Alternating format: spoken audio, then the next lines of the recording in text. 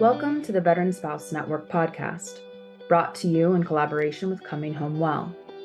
I'm your host, Hannah O'Brien, both a veteran spouse and the program manager for the Veteran Spouse Network.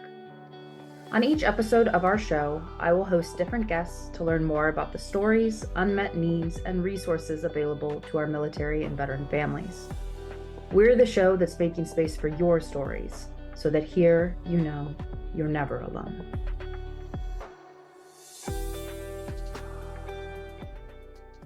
Welcome back to the Veteran Spouse Network podcast. This month, we're so excited to bring on an incredible partner organization, Worried About a Veteran. For those of you who may not already be familiar with their work, WAVE is an incredibly comprehensive online national initiative designed to support military and veteran family members and caregivers around having the often difficult but critical conversations with their military and veteran loved ones who are experiencing distress.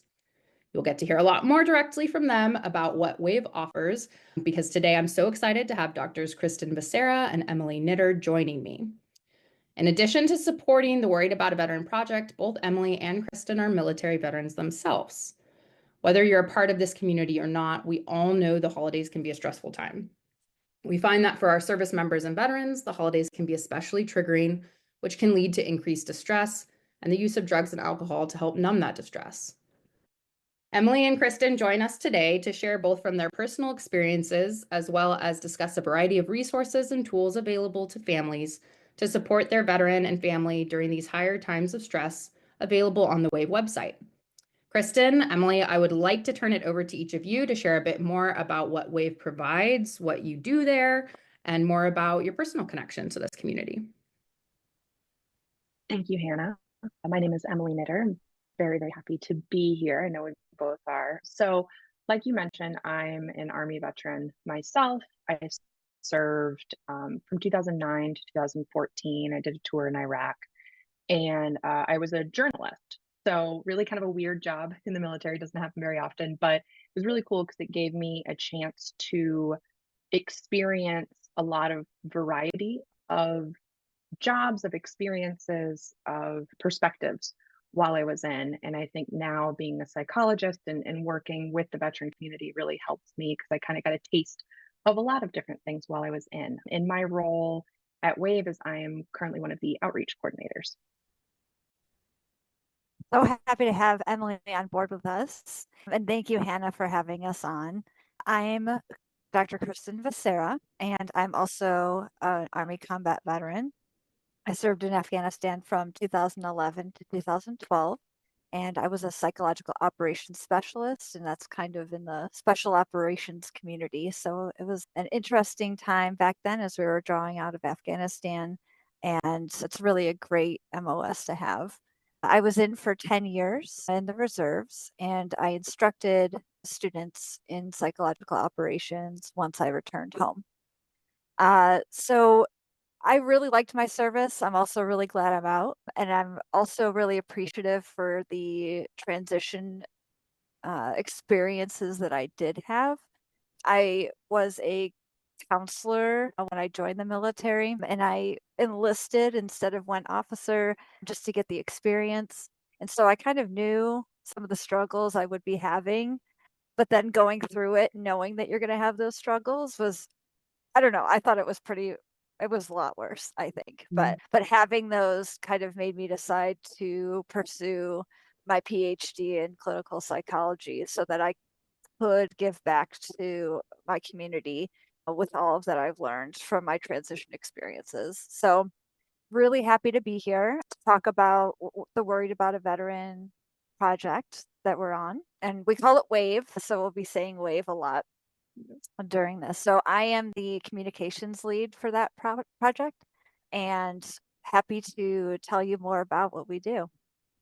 Yeah, I think that would set us off on the right tone. First of all, I just am so excited to hear about y'all's personal experiences. I think, when we come from this community, not that people not in this community can't support this community, they absolutely can. But exactly like you were saying, Kristen, we bring this unique perspective, like having gone through, different experiences and it brings so much to the work. So I love that y'all are, have this experience and are doing this work. I think it would help to kick us off just to understand a little bit more about the WAVE project, kind of how it came to be, where you guys are today, where you're headed, what it offers. WAVE started as a New York State pilot program in 2022 when the Governor's Challenge to Prevent Suicide collaborated with Counseling on Access to Lethal Means, or CALM, training to help address veteran gun suicide. With additional funding from USAA-led social impact effort, Face the Fight, and administrative support from the Bronx Veterans Medical Research Foundation, WAVE is expanding now into a national initiative this year. And ultimately, WAVE empowers loved ones to prevent veteran gun suicide. It helps loved ones build critical time and space before a moment of crisis. So, as some of us might know, suicide by gun is an irreversible decision, often made in haste. So, research has shown that delay is an effective means of prevention. And time and space builders recommended by WAVE to loved ones include relocating a gun, relocating its components, and storing it securely. And WAVE, what's special about WAVE is that it has something for every step of a loved one's journey.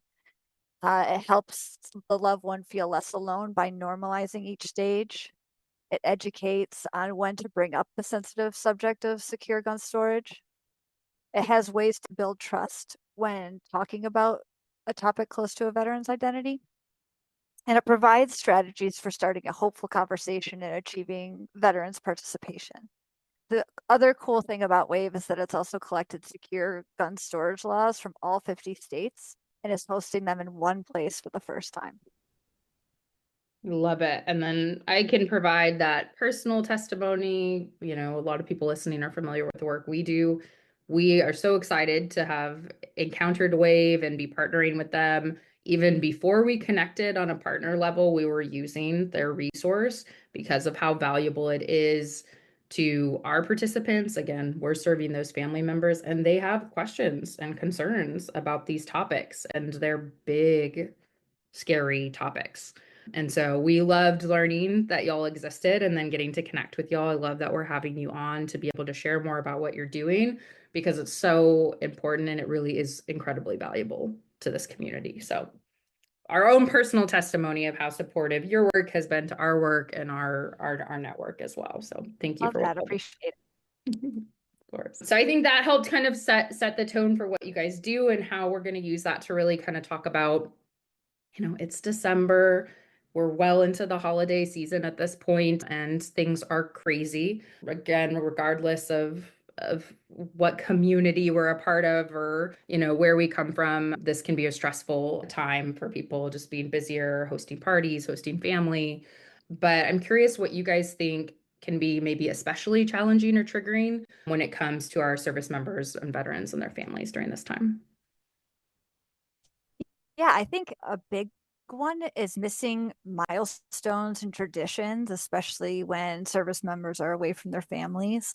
It's a tough time. So, service members, as we know, often spend holidays deployed or stationed far from home, and they miss the family traditions that they normally have. I remember I'd gotten out of the reserves in 2021, and 2022 was the first time that I'd spent a Halloween at home. I'm handing out candy in 10 years. So missing even those little things. But it could create this disconnection from the family home life and missing these traditions. But when I went to Afghanistan, that was my first Christmas without my family, and it was really hard to try to recreate something that even resembled a family tradition. So I think that's one big one. Sense. And I think building on that a little bit is even once we're home, once we're out of the military, once we're no longer missing it, there's still this sometimes sense. I know for me, you know, I felt separate because it's like you don't have, if you've gotten together with family and people keep getting together when you're gone, you know, you're not part of those stories then about like what happened the year before or what, you know, that one time, if you remember. And that can be really hard, and I think maybe not talked about as much as like the overt moments when we're genuinely gone on a deployment or when we're stationed somewhere else. And so I know that's been something I'd struggled with for a long time after getting out. And another piece, I'm glad that Kristen touched on this during her introduction, and I kind of skipped over it, is like my transition also was very challenging and really led me to where I am today, was trying to figure out why getting out of the military was so hard for me. I never felt while I was in like that was my full identity. I always felt like Emily, who also wore a uniform. I never felt like Sergeant Knitter is the only person that I am, if that makes sense. And I did a deployment, but I never would have identified as having PTSD when I came out of the military. But I remember, particularly around holidays, especially the first couple of years after that out, and even not around holidays, is feeling a lot more hypervigilant. I didn't like being in crowds when that wasn't necessarily a problem that I had while I was still active duty. I remember driving home one year on 4th of July, and there's fireworks going off on either side of the highway. And I had to like close my eyes and just shrink down in the car. Thankfully, I wasn't driving, but it really surprised me. And I think I've heard that from many of my friends, of kind of these triggers that maybe we don't understand, or it's not overtly tied to a particular memory, and like, why can these things still be hard? And I think just having the conversation that this could happen, in normalizing that, even just not having the security of being with a unit, of being with people that we trust, can increase a lot of these triggers, separately from just the more overt combat specific related triggers, or even messaging, where we talk about like peace on earth, especially going into the holidays, and then knowing the reality of maybe what's actually happening around the world. Like sometimes that can be really jarring and feel very disconnected. And that a lot of other people wouldn't understand that, maybe even family members. Right. Like even I'm having that, like, oh Absolutely. wow, like I didn't think about that. That's a really cool perspective. Yeah, and a note on that disconnection too. I was just thinking about my own experience with that disconnection and expectations too. So I remember thinking, okay, when I come home next year for Christmas, it's going to be perfect and it's going to be exactly how it was. And I changed in a year, my family changed in a year. And so having those expectations as having a perfect holiday season could actually strain that relationship even more, because then we're more likely to be disappointed, not just from the service members' perspective, but from the family members too. I'm sure that you've probably felt that too, Hannah, where you have all these great plans, and then sometimes, most of the time, things don't work out the way we plan them. So Almost never, right? exactly. It would be super great if they could, we can just make that happen. That would be fabulous. And I think a final note, without, because I think this is universal, but one of the ways when you ask, like, okay, how does this lead to increased stress, is when we just think about financial aspects of the holidays. I mean, especially if you're traveling to see family and you have those costs of even just getting there, let alone the demands for gifts and participation and all of the activities that we do, and just the transition of maybe coming home for the holidays, if that's not somewhere we are all the time, can really add to why the holidays can be particularly challenging. Yeah, and I think so much, that you guys echoed from more of the, service member veteran experience. We hear from the families experience their own version of that as well, right? Those unrealistic expectations from their family about what they're going to be able to do during a holiday season. And, no, we can't afford to come, down for the week or whatever it is, like, or that's a really big disruption for our already disrupted family. We hear that a lot. So a lot of that stuff, families are having their own version of it, or are, what I heard a lot from y'all is like, I felt a disconnection and like didn't realize that that could be some of what like my husband or my partner or whatever, my family member could be going through. And so there's a lot of that too, that the family doesn't know how everyone's feeling. Mm-hmm. I thought that was a lot of those things I wouldn't have thought of. So I'm glad you guys are here, like helping, our listeners understand maybe some of the things that might be going through a service member or veteran's mind as they're navigating this season. While this isn't necessarily, I know another common trigger for some added stress are those anniversaries. And, I know and I'm happy to speak to, my husband has one that happens to fall on the holiday season. So that's something we always navigate. I think a lot of our listeners probably know what we're talking about when we say an anniversary, but for those who don't, tell us a little bit more about what that means and how that can impact a service member or veteran.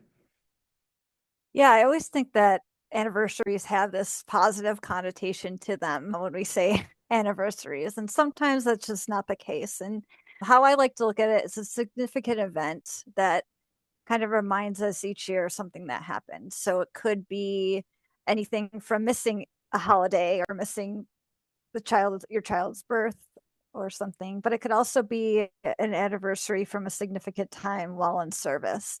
And that could be a time when maybe an attack happened on base or right off base where somebody got hurt or injured or died. It could be a buddy, and I'm going to talk about this in a little bit. It could be a buddy that died by suicide and the date kind of keeps rolling around. I think something important that I learned about these anniversaries is that I actually don't have the date locked in my brain. Mm. So mine's close to my anniversary that I think about is in November, in mid-November. But typically I don't even think about it, but my body tells me things and like my attitude, and I get a little bit more jumpy, kind of some of those bodily experiences start happening, and then it cues me into, oh, that's right. Joe November. passed away. It's November. He died 5 years ago now. So that's something that kind of shocked me in this process too, is that sometimes people have anniversaries that they kind of know and they can kind of mark it off their calendar. And then there's some that, we don't even know why we're reacting the way they do. Why is it November that I'm acting all weird and strange? And that could be one too. I think, two things that come to mind for me, in addition to what you guys are sharing, is one of them is like, even if an anniversary date that does cause distress isn't necessarily around the holidays, I know something I've experienced is kind of having moments that feel really bittersweet or really difficult when you're having maybe a really positive moment, like everything's feeling really connected, you're with your family, and then having that thought of like, and they're not here, they can't experience this any longer, and having that color things that otherwise are really positive, and how that can be really challenging, especially, I know for me sometimes is that it'll always hit me when I'm least expecting it, and having to like take a minute and breathe and just sit with that and then try to show back up fully in the moment that is really positive. And that tends to me to get more challenging around the holidays when things can be so good. You know, and I think also one of the things that's a blessing and a curse for me, and I don't know about your guys' experience, but I have a very love-hate relationship with Facebook memories. Mm-hmm. Because it's like anniversaries that maybe you wouldn't think about otherwise. And then Facebook's like, hey, you remember this time? Like, well, shit, thanks. Like now I do. So sorry, I don't know what you curse on here, but I think that You're fine. has kind of amplified anniversary dates in some ways, where it's maybe not the day of, but when something was either coming or about to happen, or social media lets us remember even more, for better or worse. Yeah, no, I think we do all have that love-hate relationship with those for whatever reasons. And I'm really glad, Emily, that you brought up kind of that it might not even be an anniversary, like the sad feelings or whatever the feeling may not be because of a thing that happened around that time of year, but maybe because of what's happening around that time of year causing you to feel that way. I think even if we're not talking about this community and just talking about people, right? Like the holidays are a time where whether it's, yeah, we're having some really good feelings or we have expectations to have really good feelings that may or may not be met. And it makes you think about all sorts of things you don't necessarily plan to think about or expect to think about. Um, yeah, Kristen, my husband also has a November anniversary from combat of getting injured and losing a lot of their guys. And we started dating in August and things were great. We celebrated Thanksgiving together. It was so good. And then I was like, whoa, what's going on? And I think similar to what you were saying, I don't think he realized what was happening. Like, I don't think and so he wasn't able to communicate it to me and he just kind of disappeared, like emotionally, then like physically. And I can't remember when he clued me in on like why this, that this is an anniversary, this is what happened.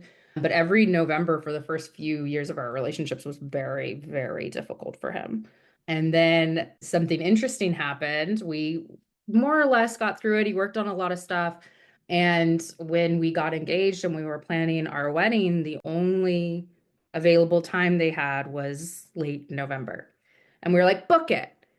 And then, like 3 months later, I was like, oh no, what have I done? Like, we booked the most important day of our lives when he is struggling mentally and emotionally every year. And so I said, I don't know if there's anything to do about this, but I want to talk to you about this because I'm concerned that you're going to be like not in a good spot mentally while we're trying to have a lovely experience. And what he said was really interesting. He said, you know what? I actually did think about it before we did it.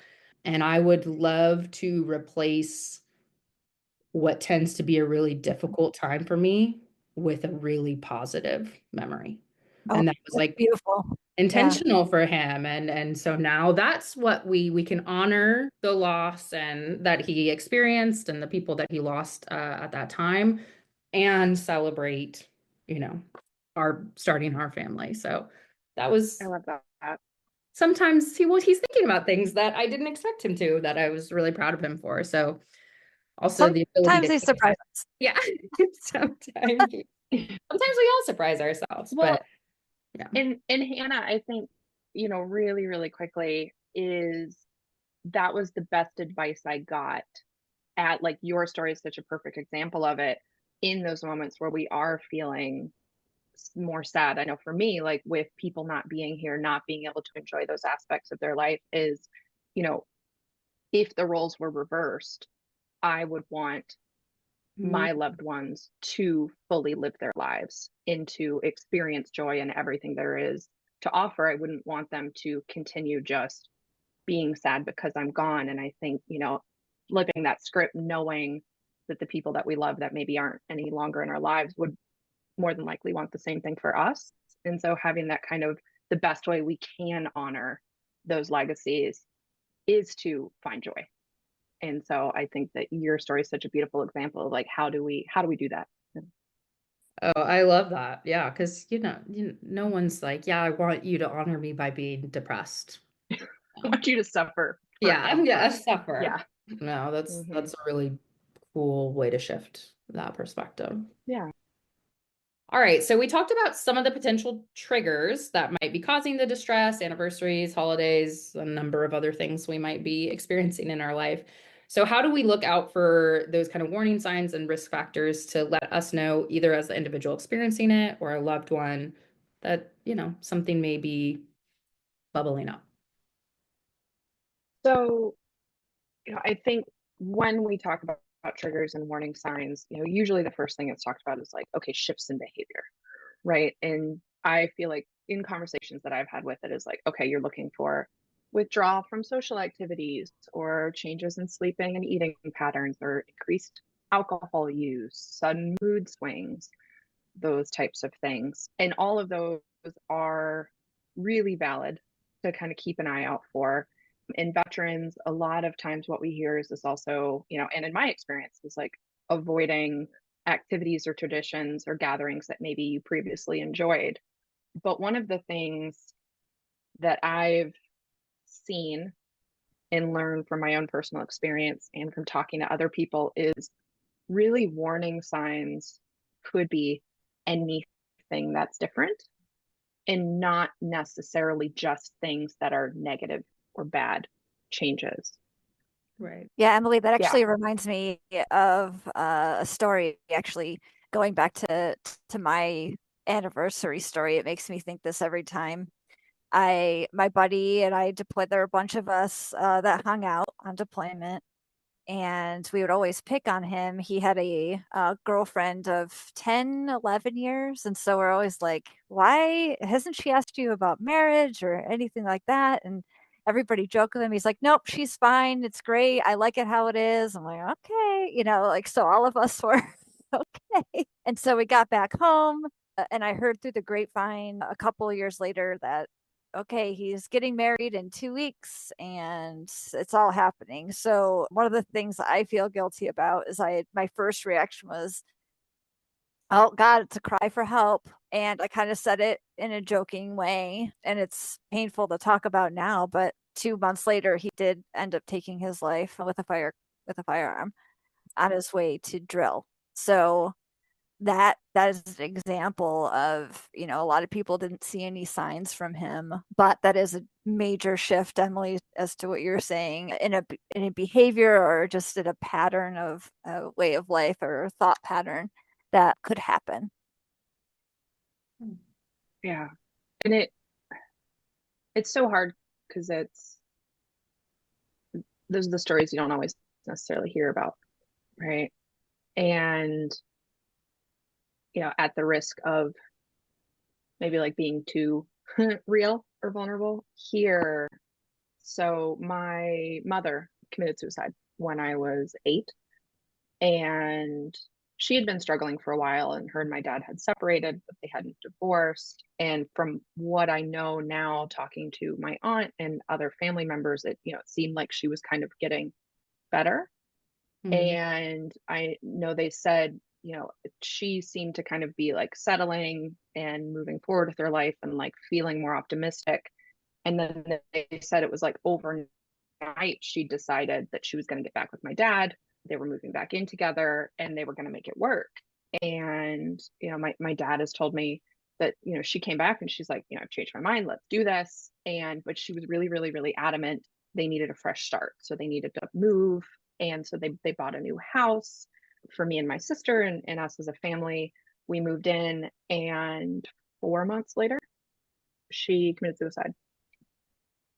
And so I think it's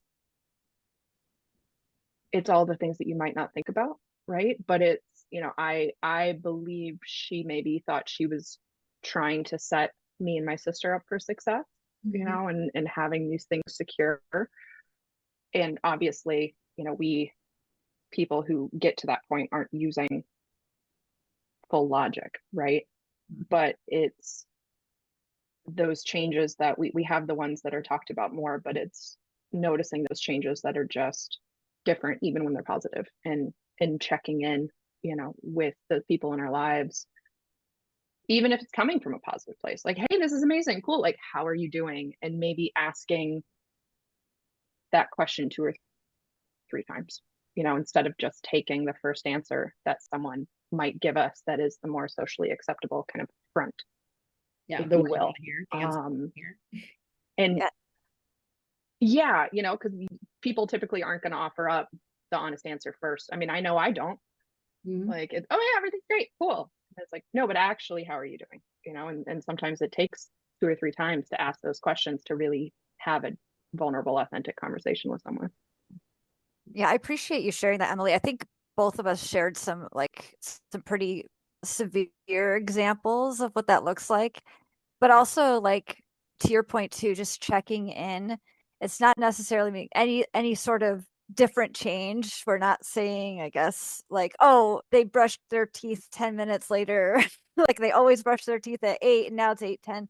I mean, it's just important. I guess what we're saying is just important to check in occasionally, and I'm sure we'll go over more ways to do that, but checking in and just kind of noticing some of those patterns that aren't just those, the typical like increased alcohol use or avoidance and things like that. So just noticing a little bit more beyond those things.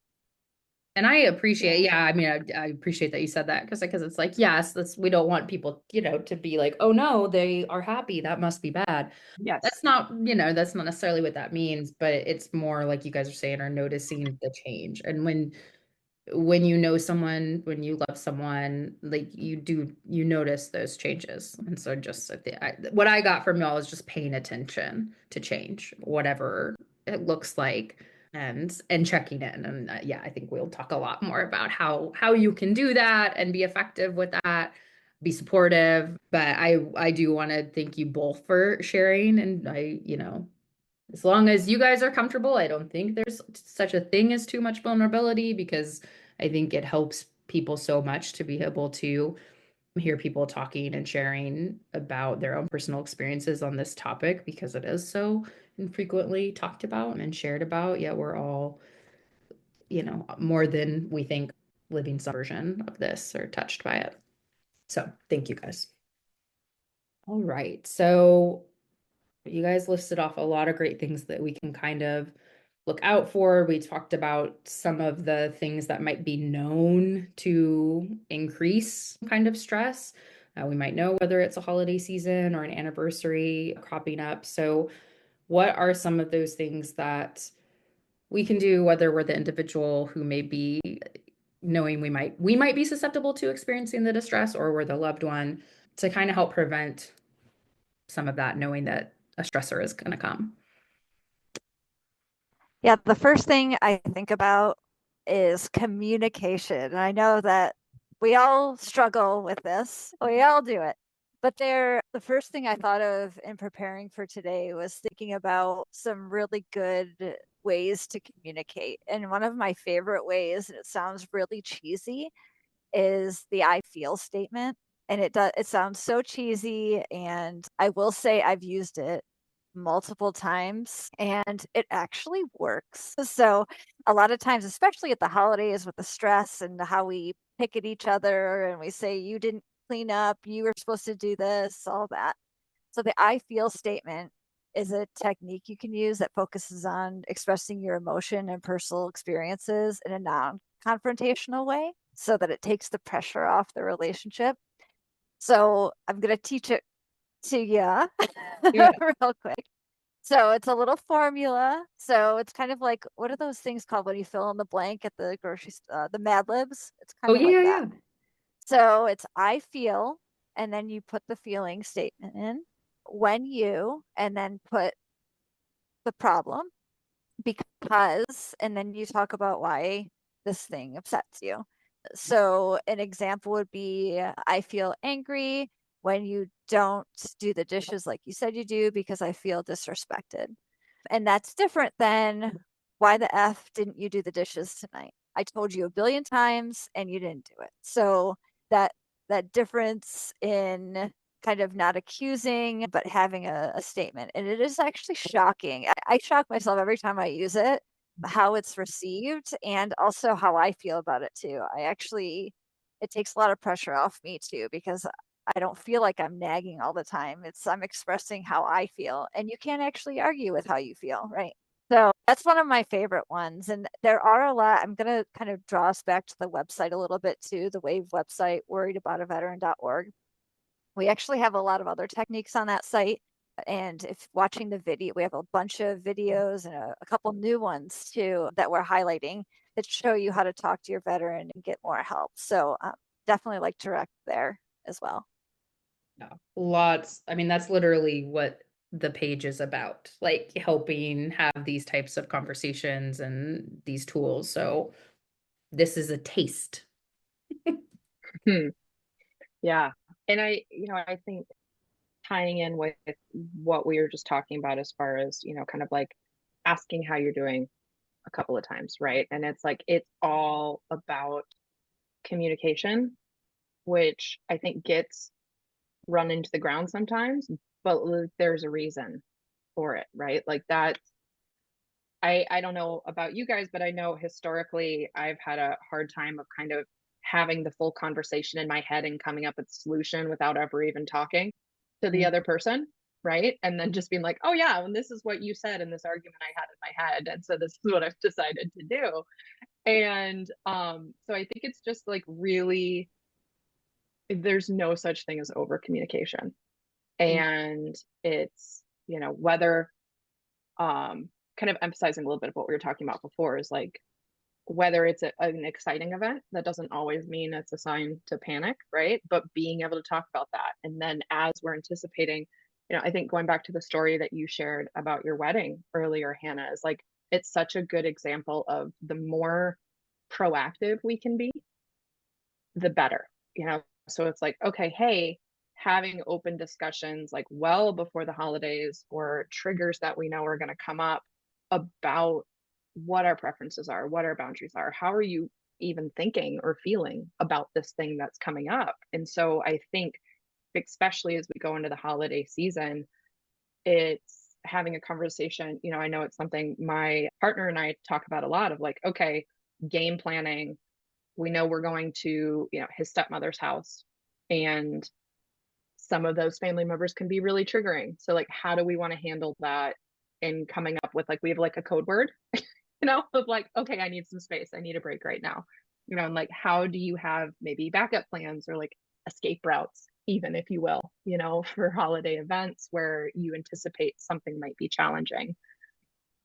And I think outside of communication, right? Like how we can help reduce some of this stress. Some of the other things that I found really helpful is trying as much as possible to keep even some sort of routine, during the chaos that is the entire month of end of November through January, right? It's like, okay, what are the things that do help ground you, that help give you some relief and some sense of normalcy when everything is kind of maybe feeling like it's running off the rails?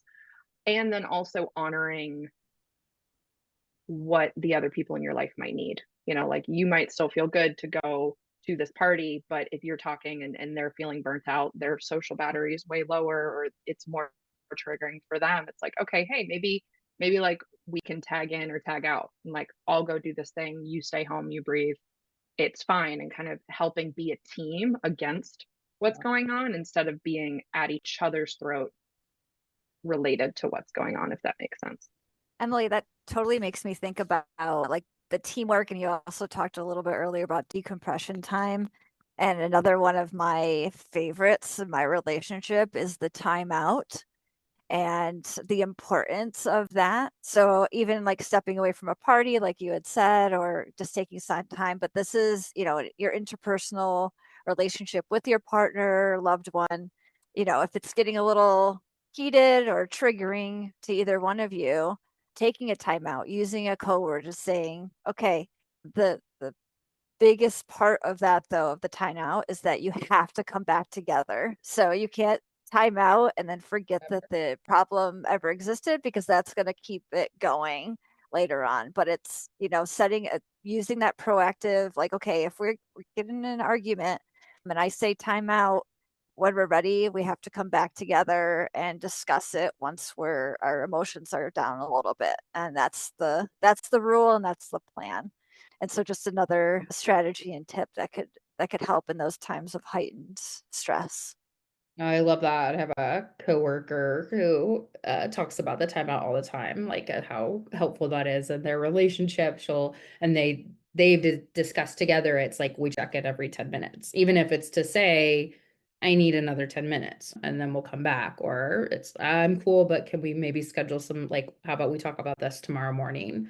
So, I mean, I agree, whether it's dealing with the holiday stress or any other thing in an interpersonal relationship, communication. I know my husband and I have been through a lot in our relationship. And so sometimes I'm very open about it on the podcast. And sometimes I'll have people like, we're like, oh, I'm where y'all were. Like, how do I get to where y'all are? And I'm like, communication. And I was not good at it. He was not good at it. Communication, right? We can't read each other's mind. The other thing that I heard while y'all were talking and linking back to kind of what we were talking about can kind of set us up for failure is like when we have high expectations about what's happening. So like being able to come together with our partner or our family or whatever and understand what those expectations are, like y'all were saying, so that if they don't match, How can we help them match? Because it is a time of really high expectations and differing expectations that can cause conflict. Managing expectations. Yes. Managing expectations and involving so many other people and relationships, like all in one space, all in one time, next to each other, that it's like at least you guys be a team. And so I love when you said that, like at least have us come together to be a team against this stressor, whatever that stressor is. Yeah. And I think a final thing that just popped into my mind before we move forward is, it's great if we can create space. We, have the decompression, the timeout, for our relationship. But sometimes during the holidays, it's not always realistic, right? Like sometimes you're stuck in the Oh, chaos and it's just kind of gritting your teeth and getting through it, right? And I know something that's helpful for me is even just kind of naming that with, maybe not obviously with everyone sitting around the table, but like with your partner being like, hey, like this kind of sucks, and this is going to be hard for X or Y or Z. And even just being able to communicate about that, even if you can't change it, mhm. is when you can speak it as opposed to just letting it fester in your own mind, helps kind of relieve some of that pressure a bit and makes things a little bit more tolerable, even if in the moment there's nothing we can do to really shift the dynamic.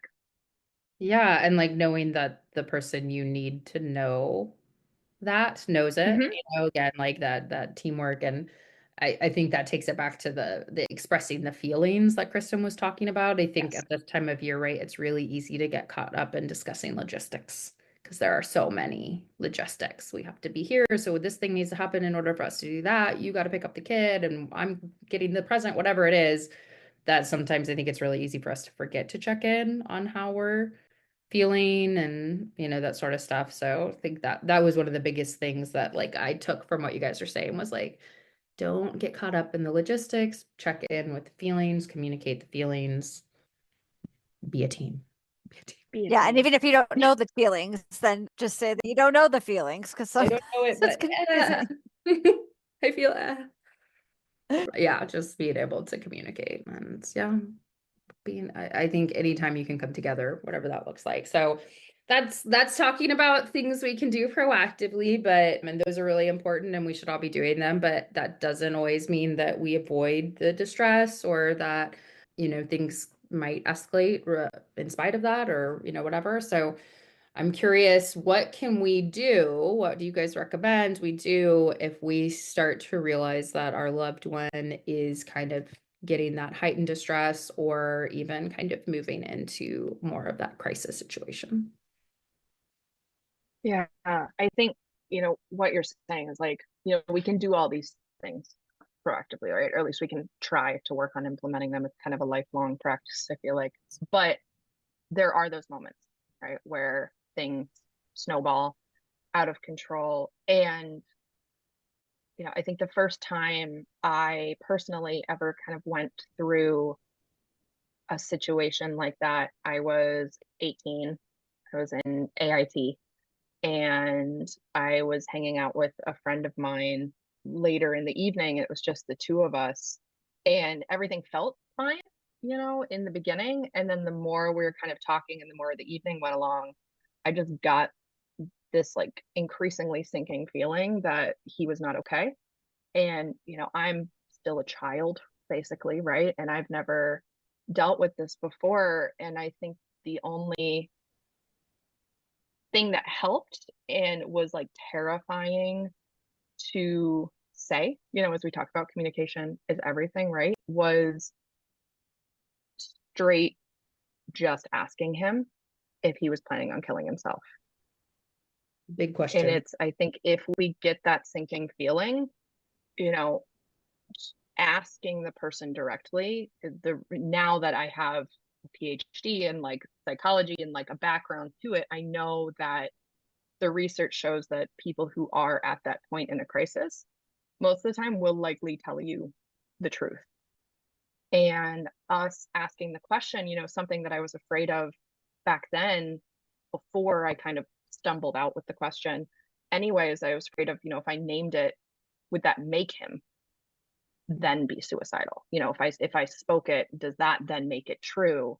But it doesn't. You know, if a person is feeling that way, it doesn't matter what you say, they're already thinking it, you know? And so I think if we hit a point where we feel like someone might be in a crisis, one of the most important things you can do is just ask them directly and have a very, very honest conversation, because then you know where they're thinking, you know, how they're feeling. And again, to like, we're not making up a whole story in our heads, right, of this conversation we haven't had. And then you know, okay, how can I maybe best then take a next step to support that person? So whether it's they're just really struggling and they're not considering taking their own life, and then it's like, okay, that's a different plan of attack from there to support them than if they are, right? But if we don't ask that question, and it's not dancing around it, you know, because it's, if we ask someone like, are you considering harming yourself, that's actually a different question than, are you considering taking your own life, are you considering, you know, killing yourself, something like that, that can feel really, really, really uncomfortable and scary to ask, but I think it's one of the most important things we can do.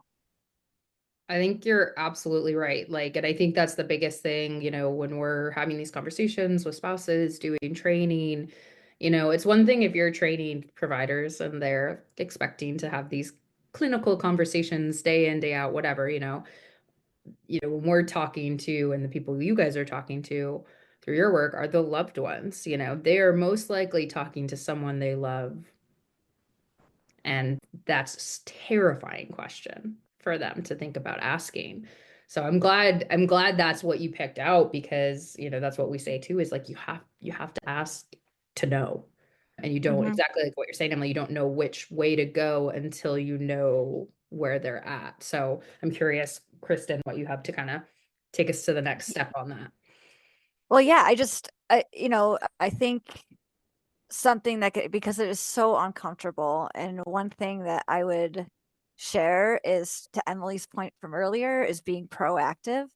So when like the last couple of years I was in the reserves, I kind of took over the suicide prevention annual training that we had to do as soldiers. And one of the things I would do, I kind of did an ad hoc training on the side with our other annual stuff, was to pair people up and have them actually ask the question out loud.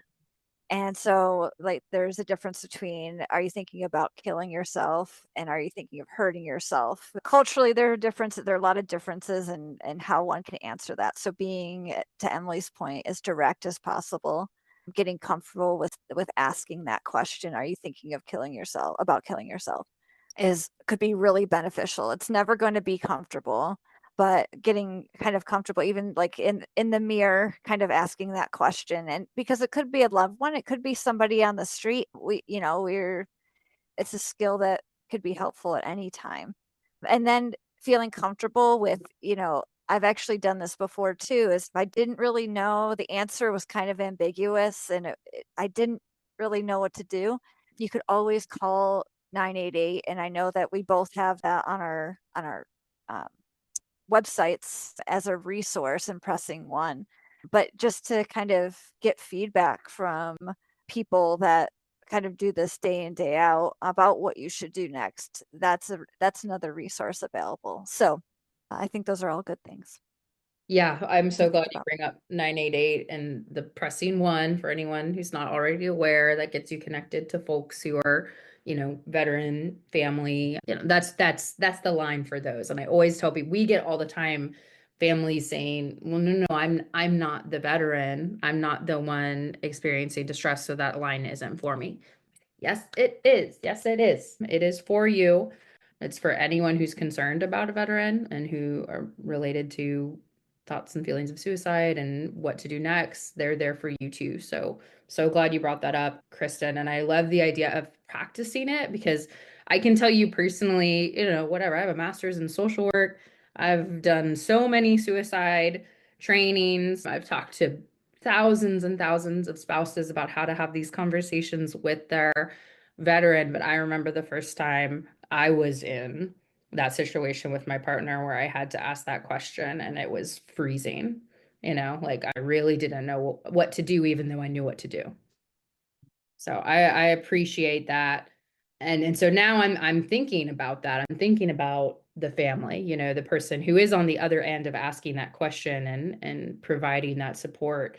We want to be validating, and that's a lot, that's a lot for them. Something we ask when we have these conversations with spouses is, how do you feel about being involved in this way? Like, how do you feel about being involved in suicide prevention with your veteran loved one? Because I think sometimes the rhetoric around it is like, this is just sick, that's on you, this is expected, that this is your role whether you like it or not. And that can be a lot for folks. So what do you guys recommend that, as that loved one, as that family member, we're doing to make sure we're kind of taking care of ourselves, protecting our own wellness, whether we're dealing with this or not, but especially if we are having to have these types of interactions with our loved one? Yeah, I feel like this is going to be the theme for this podcast today, is like setting realistic boundaries and expectations for ourselves as family members, right? So recognizing that you can support, but you're also not responsible for somebody else's happiness. I kind of have to think of that a lot, even just managing regular anxiety, right? Like this, what you can control, what's in your control, and you can't control what's out of your control, which is another human being. You can't control the other person. And so sometimes that makes us feel a little guilty, or a little like, oh, I feel like I'm not giving enough of myself. But if you're depleted, you can't help somebody else either. So kind of creating that boundary for yourself, and kind of saying it to yourself that way, like, I need a little bit of gas and energy so that I could support my other one, and my loved one. And so that could be anything from just making sure every day you get your Starbucks coffee. I mean, we talked about finances too, so finance dependent, that could get a little costly, but just building in something for yourself so you can take care of yourself, creating some boundaries. If it's too much, take those timeouts and manage those expectations. Critical. Yeah. And this could be a whole podcast in and of itself, right? Is like, how how do we cope with this? How do we get through each day? And I think I love everything that Kristen shared. And two other things that have been huge for me is, one of it is, as much as possible, and obviously this is kind of something that we're always working on, but it's like building your own support network, right? And whether that's one or two other people, or whether that's 20 people, and like your barista at Starbucks could totally be part of that, right? Because it's like we need all types of connection. And whether it's someone you can just go and have a lighthearted conversation with and just kind of forget about the stress of the holidays or what's going on for a moment. I know for me, one of the things when I was going through a really stressful period of my life, honestly, one of the things that got me through it the most was going to the gym. And I went to a gym where we did like group workout classes. And even when I couldn't go all the time regularly, it was going and having those kind of social supports that were good enough to chat about. We could talk about the workout or whatever, but I didn't necessarily have to always be getting into all of the stressors. And it was just like, hey, I can go, I can just take a break for a little bit, and I can breathe, I can do something for me, and then go back and kind of keep dealing with the more difficult things to deal with. And so it's having, we don't need all of our social connections to be deep, to be valuable, and to have those, as well as people who maybe do understand what you're going through. And I think, I kind of jabbed on Facebook earlier, right, for memories being a blessing and a curse. But I think social media, that's one of the few really, really positive things about it, is that it offers us an ability to connect with people who truly get what we're going through.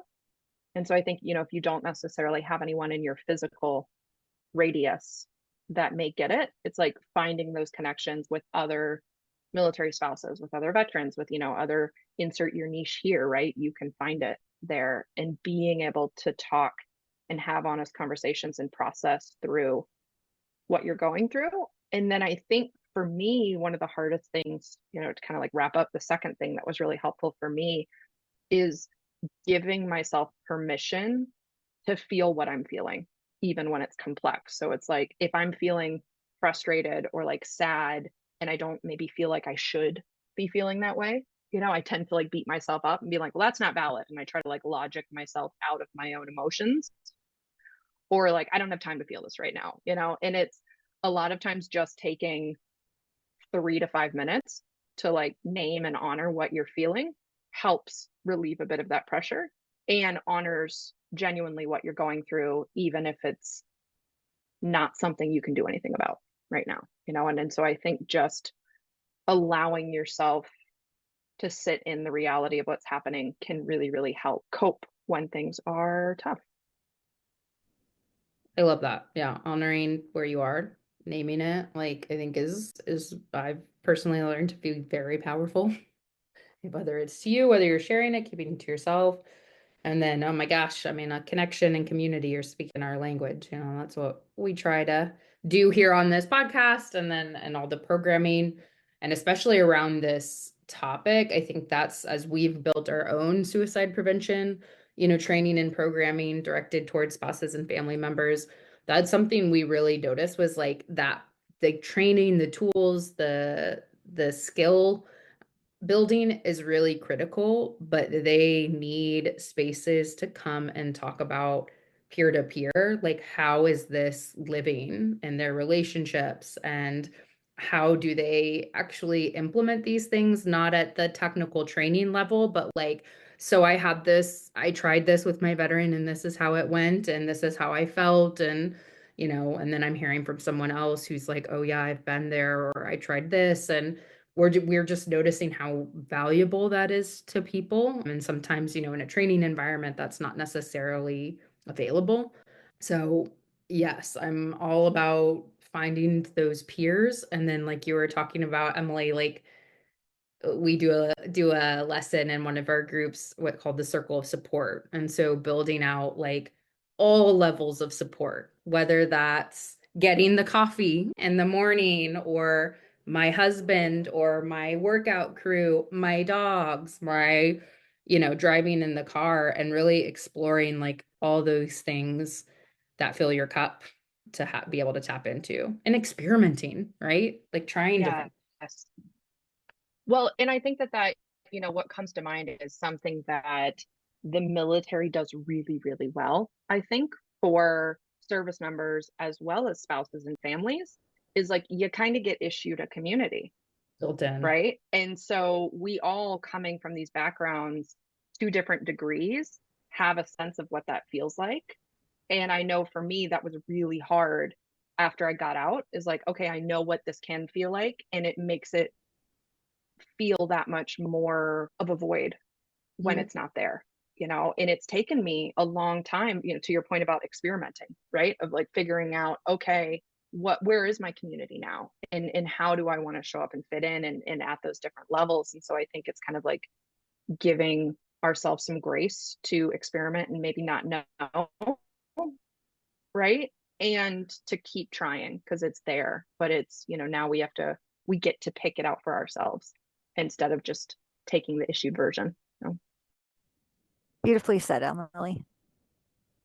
Does. Yeah. So if you're listening and you haven't found your thing, or things, it should be things, whether it's people or activities or whatever, you know, keep looking for them. There are so many options. And what works for me doesn't work for Emily, and what works for Emily doesn't work for Kristen. And it's not a one size fits all thing. I always try and remind people. All right. All right. So let's pivot sort of. We talked about it at the beginning. A big part of WAVE is specifically focused on firearm safety, creating space and distance. And I think that is a really, not, I think, I know this is a really critical piece of this conversation. And I think sometimes people, will be like, whoa, whoa, this is a huge leap. Like, let's just talk about the communication, and why are we talking about, access to firearms and things like that. But it's not a conversation. Kristen, you said it's irrevocable. That's not the word that I think you said, but right, it can't be undone, right, when that gets involved. And so you can't wait until you get to that point to start having these conversations and thinking about these things. It's too dangerous. So that's definitely something we've been trying to have more conversations about with our network. And so I really wanted to protect time here to hear, both from your own personal experiences. I think it's very helpful to hear from the personal experiences because it can be such a charged and sensitive topic, firearm safety. And then also, what you guys are kind of recommending on your resources and things like that when it comes to creating that time and distance and storage. Yeah, I'll go over a couple things here. I think you said something about it's not necessarily all about communication. I think a lot of it is about the communication, and it just but what you are saying is also normalizing this whole process and talking about firearms. And so thinking of firearm safety and secure firearm storage as routine, like almost like wellness planning, almost like what we were just talking about, like kind of creating a routine around it. A personal example is when I started dating my partner, it was a conversation we had. Okay, where are your firearms in the house? Like, do you keep them locked or not? And it was kind of built into our kind of fabric of how we were talking about firearms and got comfortable with that. So I think it's like kind of setting a routine around it and kind of normalizing and not making it a big scary thing. And so each of us know where our firearms are and how they're secured and that they're around, which is important as a first step. And then I think the second step that I would say is like sharing your personal experiences with each other on how you feel about firearms and the background of it. So a lot of people are attracted to firearms for several reasons. I'm like the military population in general has a special place, but also there's some family traditions around it, hunting and collecting and things like that. So sharing with each other about, what's special about firearms and kind of destigmatizing it, or what's not special, what could be scary, and sharing your emotions around what those are. And yeah, I know Emily has a couple things too, and then I'll jump back on with one more at the end. So Emily, I'll pass it off. Yeah. I mean, everything's communication, right? It all, like we talked about, it all comes down to that. But I think one of the things that can be really helpful when we think about these conversations and secure gun storage, and particularly, it's such a sensitive topic, right? And it can be really hard to separate maybe like perceived competency Mm-hmm. or even mental health stability, right? Like, I think we've come so far in the last 10 years when we talk about mental health, but there is such a stigma sometimes still about like, no, I'm good, I'm fine, like I can do this. And like, when Kristen's talking about like the understanding what's underneath, what's motivating how we store our guns, is like, what does that mean if I'm worried about you having a gun? And like, how do we have a conversation on that's not necessarily a reflection on your character, but might come from so many different factors, right? And way more often than not comes from a place of love, not judgment. And I think having proactive conversations, particularly about like recognizing warning signs, like when we talk about anniversaries, a while ago, right? Like, I've noticed, coming to your partner and be like, hey, I've noticed, during this time or whatnot, like things can get a lot harder. And then maybe having a safety plan in place proactively. I'm like, hey, when we hit these kind of certain milestones, how can we come together and create an environment that's going to be safe and feels good for both of us, besides it feeling like it's something that is punitive, right? Like, oh, I'm going to punish you because you're not doing well. Like, no, hey, like, let's talk about this way before we need to have these conversations, right? So that way we're having them when we're both in a much more calm, rational place.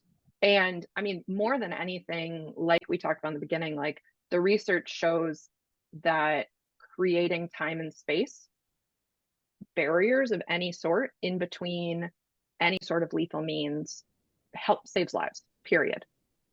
And it doesn't even have to be a ton of time and space, but a lot of times when someone hits the point where they're in a crisis, they're completely not thinking. And so if we just kind of make things a little bit harder, it will possibly like save their life. And we have the statistics to show that, right? And so I think the more we can talk about it in that way of like, okay, what feels comfortable for both of us, and like what's going to give us a peace of mind, how can we work together to figure this out in a way that feels good, um instead of it being me versus you.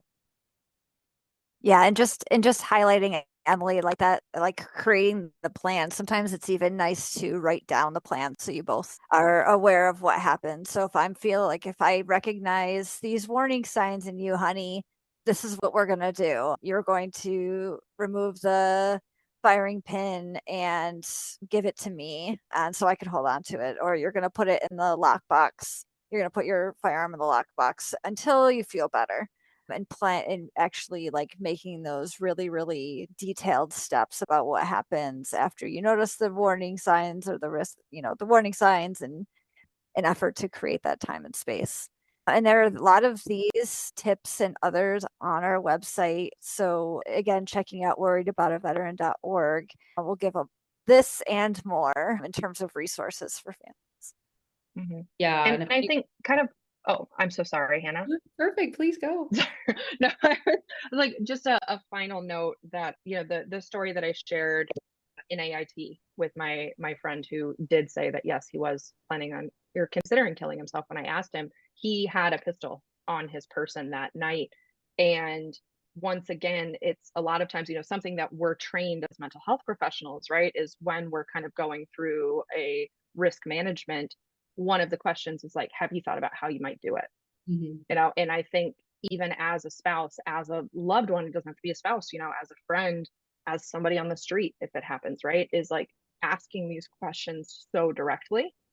And because then you can have a very clear conversation about like, okay, where do we go from here, right? And so like my friend, I ended up taking his pistol for the night because we had that conversation, and he was worried about what he was going to do with it. And I think having that conversation and having him acknowledge that, then, even though we didn't have the luxury of having these conversations ahead of time, right, but it's like he had the buy-in of like, yeah, I'm actually concerned about this today, and then that allowed us to have that conversation of like, okay, what should we do next? And so I think, in advance of needing to ask that are you planning on killing yourself question very directly, it's taking that a step further if we hit this point being like, hey, if we're in a crisis, have you thought about how you're going to do it, and how can I help support you to keep that from happening? Yeah, I think that's those, and then like you guys are saying, and I want to keep directing back, Wave website is full of these tools, right? To help you Yes. ask those questions and know what questions to ask, and kind of what, if they answer this way, what does that mean? And, how should we do something, or the safety plan. That's something I know as we've been interacting with people more on the topic of suicide prevention, they are curious about, is like, what is that? How do I do that? Like, what does that mean? When should I do it? It was 2 episodes ago, my husband and I actually did one live on our podcast just to be like, this is us making our safety plan. Because yeah, I don't, think people do think, oh, well, we're not there. And you ideally don't want to be there to make the plan, right? Like you can, and in those moments, exactly like you were talking about, Emily, like you do what you need to do in the moment when something's happening, and it doesn't mean that a plan can't be, created in the moment, but you don't want to have to if you can avoid it. And especially when you have those, like you're in a family and you have a partner or you're close to somebody, these conversations can and should happen in advance, and then you're just referring to it. It's already happened. So I think, yes, definitely hit up the website for all these tools. Like we're having a conversation. Don't expect you guys to like remember everything we're talking about and implement that. That's what the Wave resource is for. The other thing that stood out to me that I really wanted to restate that you guys said was, Kristen, you were talking about like a great way to start that conversation is like just getting the feelings out there. Like, what does gun ownership mean to you? Like, what does having a gun mean to you? That my husband and I had that conversation when we did the safety plan. And I was really surprised by some of the answers, because I think a lot of times what the dynamic is that we hear is similar to mine and my husband's, where I grew up being told guns were bad, like people shouldn't own them. And then he grew up completely opposite and then was in the Marines. And so I felt really insecure and uncomfortable and didn't know how to even like have a conversation and didn't really even understand how someone could not feel the way that I feel about guns. And so like understanding how he felt about them, what they meant to them, what they meant to him. He even on the podcast read some portions of the Marine Corps Rifle Creed. And I literally just the other day, my dad texted us because he listened to the podcast and was like, can you send that to me? Like that was really powerful and eye-opening for me to understand like that even was a thing that influenced how you feel about gun ownership as someone who we're That's not, really cool. right? And That's so cool. like being able to have that conversation can honestly starting there I think is really helpful. So I appreciate that you guys said that because personally that was really helpful, and now I'm even seeing it ripple into other members of our family, like that being impactful to hear. Awesome. Yeah. So cool. Anyway, that was my little thing because he just texted me that the other day. I was like, oh, this is what we hope happens, right? Like more people are, having conversations about this now. All right. Well, I appreciate everything that you guys have said. So, one of the reasons we wanted to have you guys on this month is because you are launching your new website. Congratulations. So, you've given kind of little tidbits and things about what people can expect, but is there anything else you kind of want to highlight and point out that, this is what this resource is for and what people can expect with the new site? Yes, we are so excited about our launch, and it's been a long time coming, and we just have a lot of our team has a ton of experience that helped create this website and everything around it. So I'd like to thank the team too for all this. But just a reminder that Wave does have something for every step of a loved one's journey, and just kind of highlighting that. And that includes education, conversation starters, and state resources.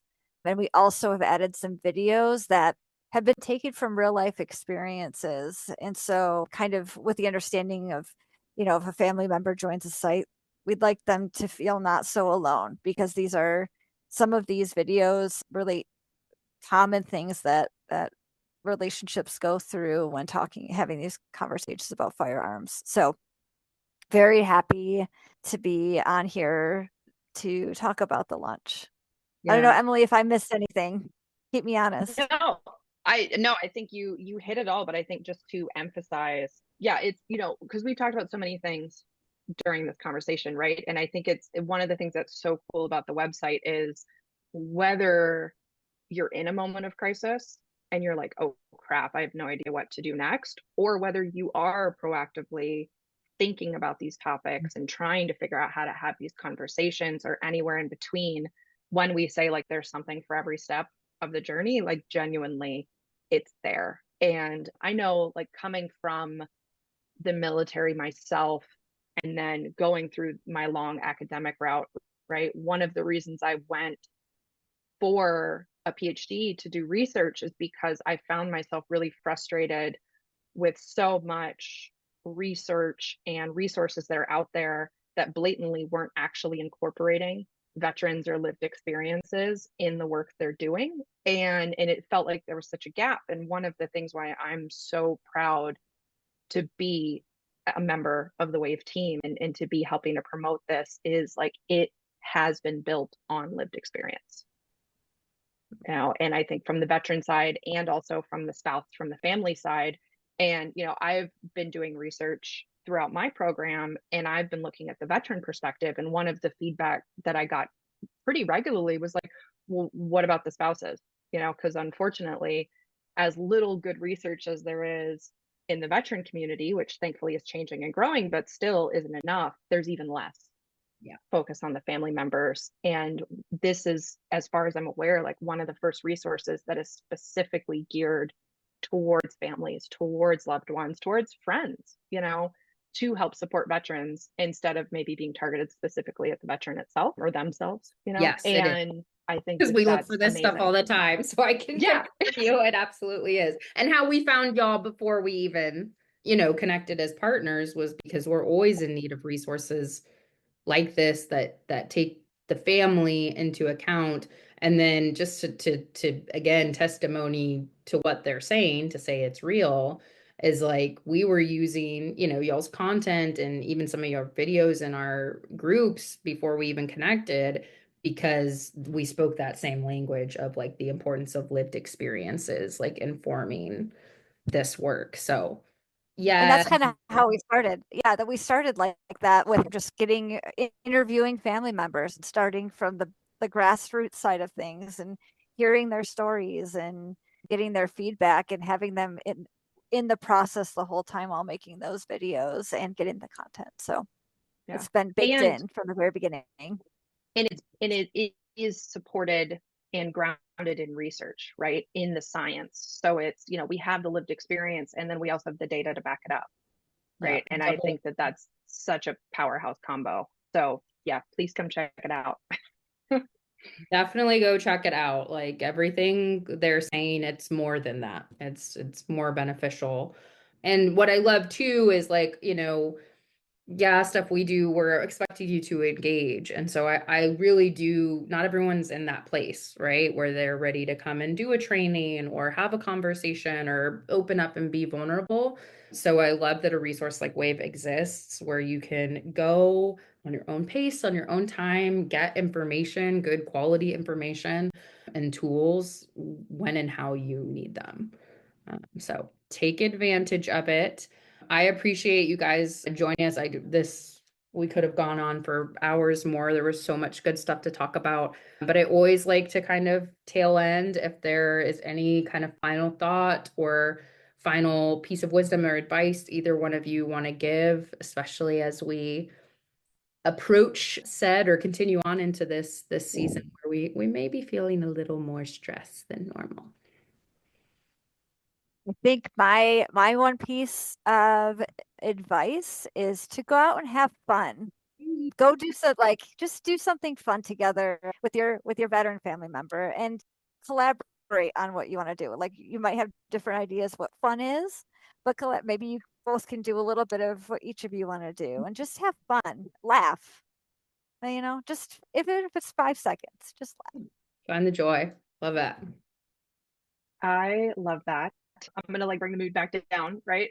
So only because I think it's so much what we've talked about this whole podcast that truly is the thing I think is most important is the communication, right? But I think more than anything, it's honoring how you're feeling and allowing yourself to honor how you're feeling throughout this whole next, month of chaos, right? And that has been such a game changer for me of even if it takes 2 minutes or calling someone up and being like, hey, I just need to vent and I just need to speak this out loud, because once we speak things out loud, it takes so much of the power away from the emotions that we're feeling.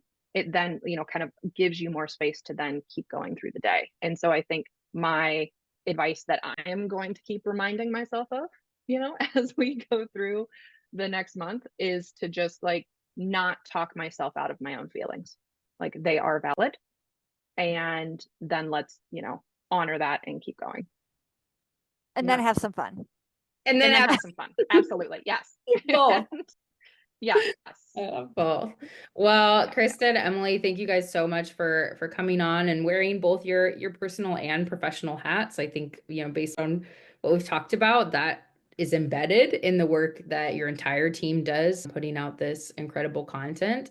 And so everybody, whether you know about worriedaboutaveteran.org or not, new look, new website, check it out again and again and again, and make use of those tools, because that's what they're there for. They're there for you. So thank you guys. Appreciate you. Thank you. Thank you so much. And I hope you have a joy-filled holiday season, the two of you and everyone. You too. Listening. You as well. Have fun, breathe, and keep communicating. Right?